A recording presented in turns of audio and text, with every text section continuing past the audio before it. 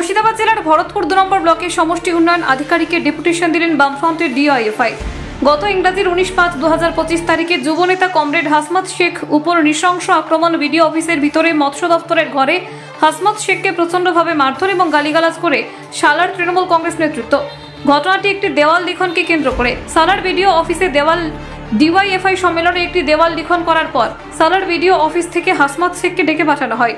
BDO অফিসে ডাক শোনা মাত্রই হাসমত শেখ এখানে আসেন। তাকে ওই তৃণমূলের নেতৃত্বরা গালিগালাজ করেন এবং মারধর করেন হাসমত শেখকে। হাসমত শেখকে মারার ফলে অসুস্থ হয়ে পড়ে। সালার থানার পুলিশ তাকে উদ্ধার করে সালার প্রাথমিক স্বাস্থ্য কেন্দ্রে ভর্তি করে। সালার প্রাথমিক হাসপাতালে ভর্তি করে পরে বহরমপুর মেডিকেল কলেজে স্থানান্তরিত করা হয়। বামফ্রন্টের তরফ থেকে পুলিশ প্রশাসন ও প্রশাসনের কাছে হাসমত শেখকে যারা মারধর করেছে সেই দোষীদের কঠোর শাস্তির ব্যবস্থা করার জন্য এই বিক্ষোভ সমাবেশ ও ডেপুটেশন ও বামফ্রন্টের তরফ থেকে 7 দফা একটি ডেপুটেশন জমা দেওয়া হয়। সালার প্রশাসন এবং পুলিশ প্রশাসনকে 5 দিন সময় দেন বামফ্রন্ট নেতৃত্ব। দোষীদের গ্রেফতার করতে হবে বলে, তা না হলে তারা বৃহত্তর আন্দোলনের পথে হাঁটবেন। সালার ব্লকে ব্যারিকেড ভেঙে বিক্ষোভকারীরা ব্লকে প্রবেশ করার চেষ্টা করে। পুলিশ প্রশাসন তাদের বাধা দেয় এবং পুলিশ প্রশাসন রাস্তায় আটকে দেয়। তখন মিছিলের বিক্ষোভকারীরা রাস্তায় বসে পড়েন এবং বিক্ষোভ দেখান। বামফ্রন্টের তরফ থেকে একটি 7 দফা দাবি স্মারকলিপি দেন। সালার প্রশাসন যদি ওই দোষীদের অবিলম্বে গ্রেফতার না করেন তাহলে বামফ্রন্টের তরফ থেকে বৃহৎ আন্দোলনে নামবে বলে জানান। কি জানালেন তাদের সাক্ষাৎকারে বামফ্রন্ট নেতৃত্ব, শুনুন।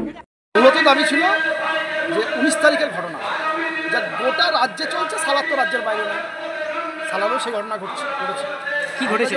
আমরা যখন বিভিন্ন দাবি দেওয়ার পরে শেষে যখন বললাম যে নিরপেক্ষতার প্রশ্ন, আমরা বক্তৃতার মাধ্যমে বলেছি বিডিও অফিসটা আস্তে আস্তে তৃণমূলের অফিসে পরিণত হচ্ছে।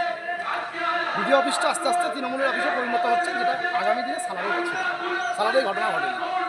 সালারের জন্য এটা লজ্জা, সালারের মানুষের জন্য এটা লজ্জা, সালারের মানুষের জন্য এটা লজ্জা।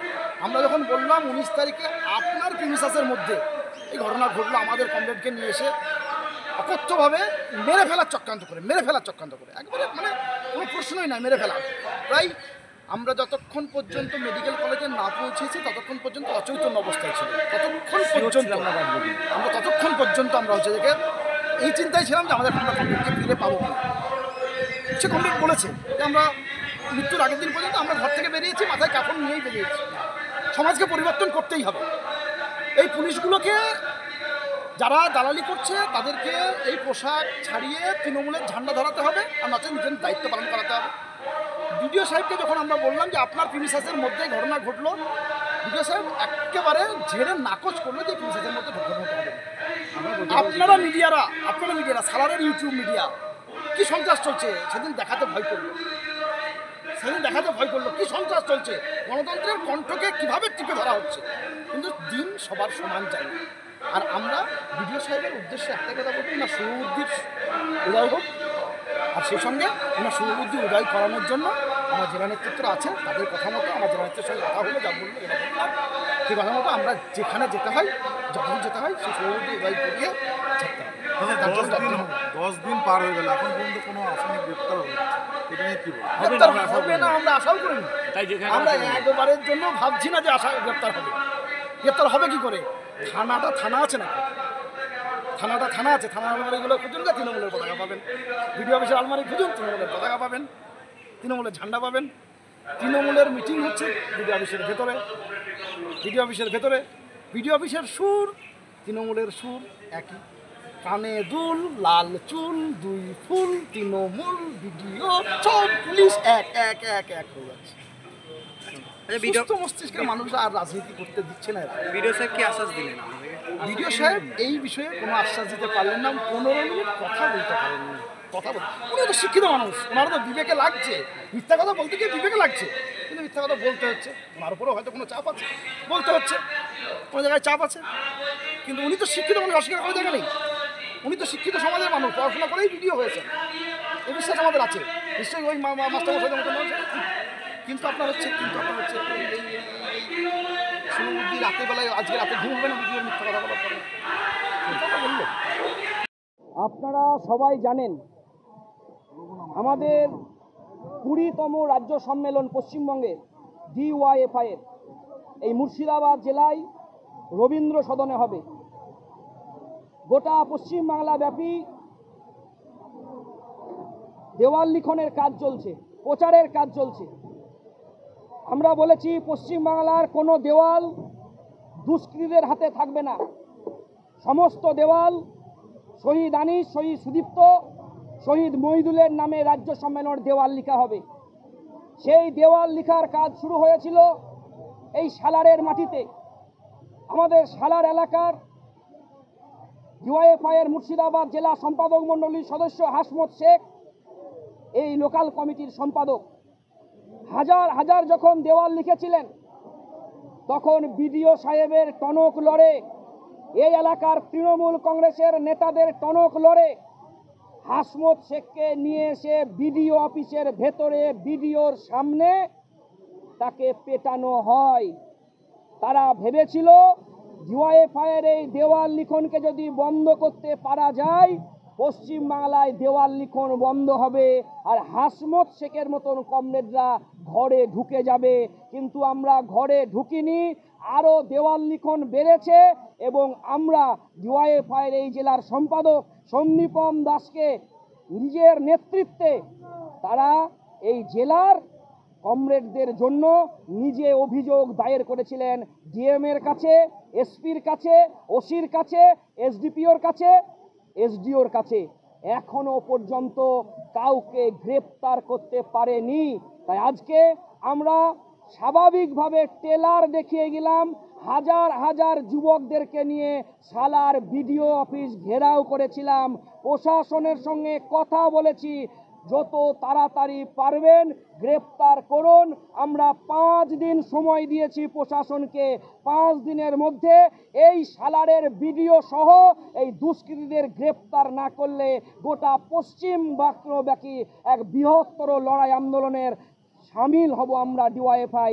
আমরা ভয় পাই না, আমরা আমাদের রাজ্য সম্মেলনের আলোচনা সন্ত্রাসকে কিভাবে মোকাবিলা করতে হয় পশ্চিম বাংলার মাটিতে আমরা ডিওয়াইএফআই জানি। তাই রাস্তায় থেকেই লড়াই হবে।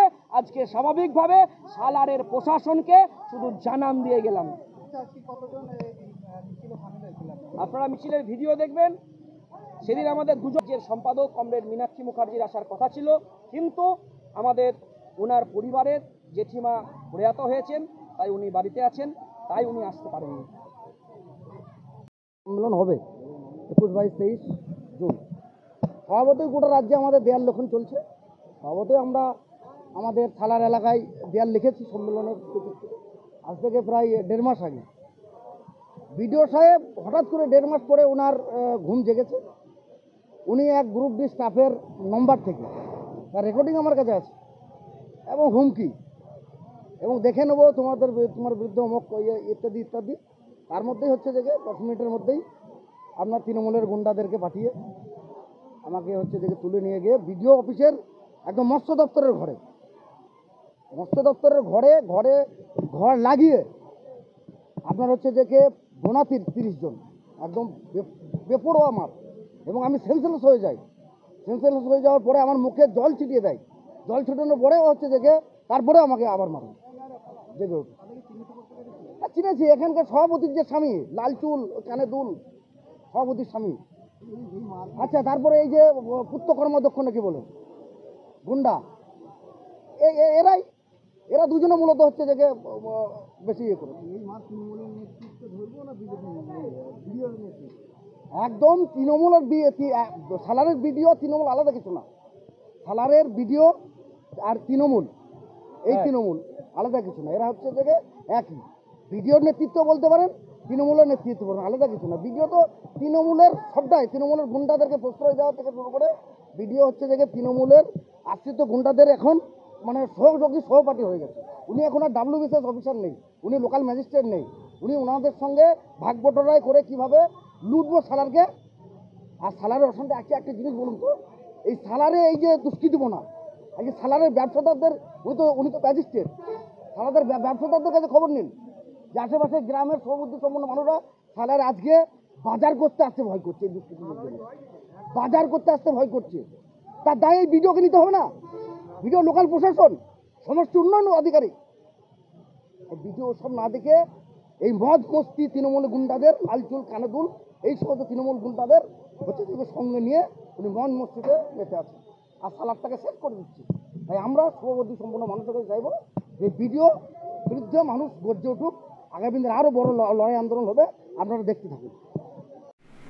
আচ্ছা দাদা, আজকে দেখা গেল ডেপুটেশন জমা দিল, মূলত কি উদ্দেশ্যে?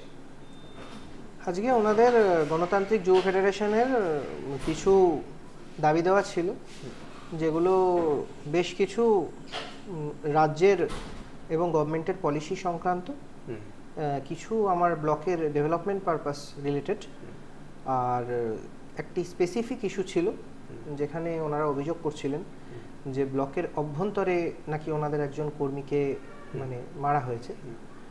তো রাজ্যের পলিসি নিয়ে যা বলার আমি বলেছি, ব্লকের যে ডেভেলপমেন্টাল যে ইস্যুগুলো আছে সেগুলো কিভাবে সমাধান করা যায় সেই বিষয়ে আশ্বস্ত করেছি। আর যে অভিযোগটি মূলত ওনারা করছিলেন যে ব্লকের অভ্যন্তরে এবং আমার উপস্থিতিতে ওনাদের কর্মীকে মানে ওনাদের কর্মী প্রহৃত হয়েছেন, এই ঘটনা একেবারেই সঠিক নয়। প্রাথমিকভাবে ওনারা আমার ব্লক ক্যাম্পাসের যে বাউন্ডারি ওয়াল আছে সেখানে ওয়ালিং করেছিলেন, ওয়াল ক্যাম্পেইনিং, এবং সেখানে আর কোনো রাজনৈতিক দলের ক্যাম্পেইন ছিল না। সরকারি দেওয়ালে এরকমভাবে ওয়াল ক্যাম্পেইনিং করা যায় না, সেটা অবশ্য ওনারা আজকে স্বীকারও করেছেন যে ওনারা ভুল করেছেন এই বিষয়টা। তো সেক্ষেত্রে যারা ডেপুটেশন দিতে এসেছিলেন তারা স্বীকার করেছেন। আচ্ছা, ওনাদের অভিযোগ নাকি আপনি 1.5 মাস পর ওনাদেরকে এই দেয়াল লেখন নিয়ে আপনারা সতর্ক করেছেন? না, 2-3 দিন আগেই লিখেছিল দেওয়াল লেখন সতর্ক। আমি শুক্রবার ওনারা করেছিলেন, আমি অফিস ডেতে সোমবার খোলার পর বলি। আচ্ছা, হাসমত শেখের অভিযোগ আপনি নাকি ফোন করে ওনাকে ব্ল্যাকমেলিং করেছেন, হুমকি দিয়েছেন দেখে নেব, এটা কি? না, আমি দেখে নেব বা এই ধরনের কোনো কথাই বলিনি। ওনার নিজেদের কাছেও অডিও রেকর্ডিং আছে, ওনারা সেটা শুনতে পারেন। আমি ওনাকে বলেছিলাম ব্লকের দেওয়ালে এরকম লেখা যায় না, কোনো রাজনৈতিক দল, আমাদের অবশ্যই কিছু অ্যাড আছে যেগুলো পিএইচ ডিপার্টমেন্ট বা পিডব্লিউডি ডিপার্টমেন্ট বা WCDN সোশ্যাল ওয়েলফেয়ার ডিপার্টমেন্টের রিলেটেড, এগুলো সরকারি বিজ্ঞাপন এবং পঞ্চায়েত সমিতিরও এখানে কোনো ইন্টারভেনশন নেই। সরকারি দেওয়ালে এরকম করে লেখা যায় না। তো এবং এটা পাবলিক প্রপার্টি ড্যামেজ অ্যাক্টের আন্ডারে আসছে এরকমভাবে ব্লকের ইয়ে লেখার জন্য, এবং সেই বিষয়ে আমি বলেছিলাম যে আমি যদি আপনারা এটা না মুছে নেন যত তাড়াতাড়ি সম্ভব, আমি থানায় কমপ্লেন করব। আমি একটি থানায় কমপ্লেন অ্যাকর্ডিংলি করেছি। ইন দ্য মিন টাইম আমি শুনলাম যে ব্লকের ক্যাম্পাসের বাইরে পিছনের দিকে ওয়ালের উল্টো দিকে আর কি, যেখানে একটা CPIM এর পার্টি অফিস আছে সেই দিকে কারোর সাথে ওনার হাতাহাতি হয়েছে। ঠিক আছে, কে কাকে মেরেছে বা কে? হাসমত শেখের অভিযোগ নাকি আপনার কর্মদক্ষ ঘরে, মৎস্য কর্মদক্ষ ঘরে ওনাকে এসে মারা হয়েছে। না, আমি সে সময় একটা ভিসিতে ছিলাম এবং এই ফ্লোরেই ছিলাম। মৎস্য কর্মাধ্যক্ষের ঘর তো আমার উল্টো দিকে, সেখানে এরকম কোনো ঘটনা ঘটেনি। ব্লকের ক্যাম্পাসে কোনো ঘটনা ঘটেনি, ব্লকের বাউন্ডারি ওয়ালের মধ্যে কোনো ঘটনা ঘটেনি, এবং উনি একটা হাতাহাতিতে জড়িয়ে পড়েছিলেন আমি যতটুকু শুনলাম, এবং তাতে হয়তো ওনার চোট লেগেছে। আচ্ছা, আজকে কি আশ্বাস দিলেন ওনাদেরকে আজকের এই ডেপুটেশন থেকে? গভর্নমেন্টের যা পলিসি সেটা আমি আমার হায়ার অথরিটির কাছে গভর্নমেন্টের পলিসি অনুযায়ী সেরকমভাবে ফরওয়ার্ড করব। ব্লক এলাকায় ওনারা যে যে ডেভেলপমেন্টাল ইস্যুগুলো তুলেছেন সেগুলো আমরা মিটিগেট করার অলরেডি চেষ্টা করছি। মানে ওনার ডেপুটেশন পেয়ে আমি আশ্বস্ত করেছি তা নয়, আমি মিটিগেট করার চেষ্টা করছি। ওনাদেরকে আমি অ্যাওয়্যার করলাম যে এই বিষয়ে আমরা কী কী কাজ করেছি এবং আগামী দিনে কী কী কাজ করব। আর এই অভিযোগ যে সত্যি নয়, ওনারা যে অভিযোগটা করছেন ফাইনালি যে ব্লকের ক্যাম্পাসে ওনাকে মারা হয়েছে আমার প্রেজেন্সে, এবং ওনারা যথেষ্ট ওনাদের দুজন কর্মী যার সাথে হাতাহাতি হয়েছে তিনি এবং আরেকজন আমার সাথে যথেষ্ট খারাপ ব্যবহার করেছেন, সেই বিষয়ে আমি ওনাদেরকে অবগত করি। এবং এরকম কোনো ঘটনা ওনারা অভিযোগ করতেই পারেন কেউ, কিন্তু এরকম কোনো ঘটনা আমার ব্লকের ক্যাম্পাসের মধ্যে ঘটেনি। ঠিক, আপনার নাম আর পরিচয় একটু বলবেন? আমি সমষ্টি উন্নয়ন আধিকারিক ভরতপুর 2 অনির্বাণ সেনগুপ্ত।